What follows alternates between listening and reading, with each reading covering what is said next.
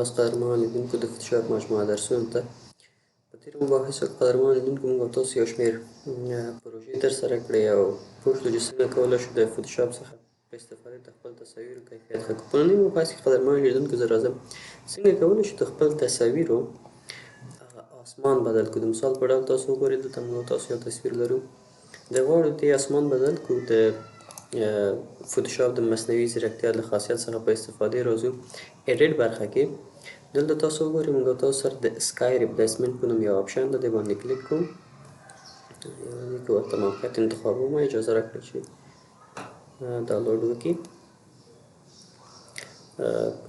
که چیرې ښه ترسره شو راکړم دا دغلته دې ته موقعیت ورکوم. تاسو وګورئ په اتومات شکل سره د دې دغه اسمان بدل شو. دلته موږ او تاسو یو لیست لرو، که چیرې د باندې کلیک وکړو مختلف اسمانونه حالتونه د اسمان شته دي، وریځین، لمریز، د ټولو څخه موږ او تاسو کولی شو چې استفاده وکړو، یا هم کوم تصویر چې موږ او تاسو لرو د هغې نه هم کولی شو موږ استفاده وکړو ځای په ځای کې. مثلا زه دا انتخابوم، اجازه راکړئ چې زه پرې کلیک وکړم. د کلیک کولو سره هممهاله د زموږ او ستاسو د تصویر اسمان بدلیږي. اجازه راکړئ که چیرې زه په ده باندې کلیک وکړم، تاسو وګورئ زموږ او ستاسو د تصویر هغه اسمان بدلیږي او بیا موږ او تاسو کولی شو دې سایز او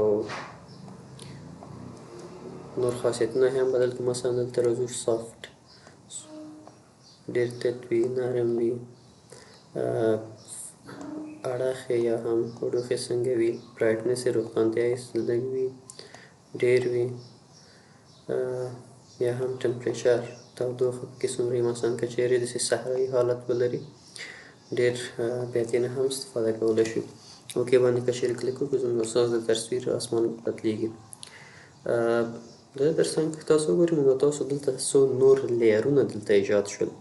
یو تصویر کې څو افیکټونه پکې ایجاد شول. مثلا زه که چیرې دا بند کړم، تاسو وګورئ تغییرات خپله تاسو مشاهده کولی شئ.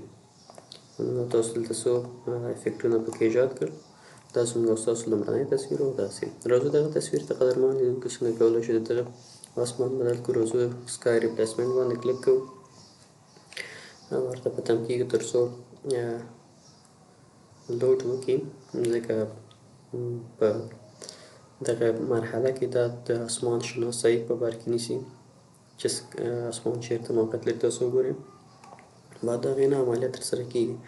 مثلا زه راځم دلته ډولونه یې هم شته دي. مثلا تاسو کولی شئ کټګوریان یې مختلف دي، د هغې نه په استفادې هر هغه حالت چې تاسو وغواړئ تاسو یې بدلولی شئ. خو یوه ستونزه په دې کې ده قدرمن لیدونکو چې دا فقط هغه اسمان مشاهده کولی شي، ولې دلته لاندنۍ برخه کې دا بیا د دې ظرفیت نه لري چې دغه سیوری په دغسې تصاویرو کې چې اوبه دي پکې یا جهیل ده پکې، د هغې ظرفیت بیا دا نه لري چې بیا تاسو کولی شئ په طبیعي شکل سره دا هم بدل کړئ. مثلا که مو غوښته بیا دې نه یو ماسک واخلئ، بیا همدغه تصویر دلته هم تاسو بیا کاپي کولی شئ یا هم ځای په ځای کولی شئ. نو قدرمن لیدونکو دغسې موږ تاسو کولی شو د خپل تصاویرو اسمان بدل کړو او مختلف لیرونه ورته ورکړو.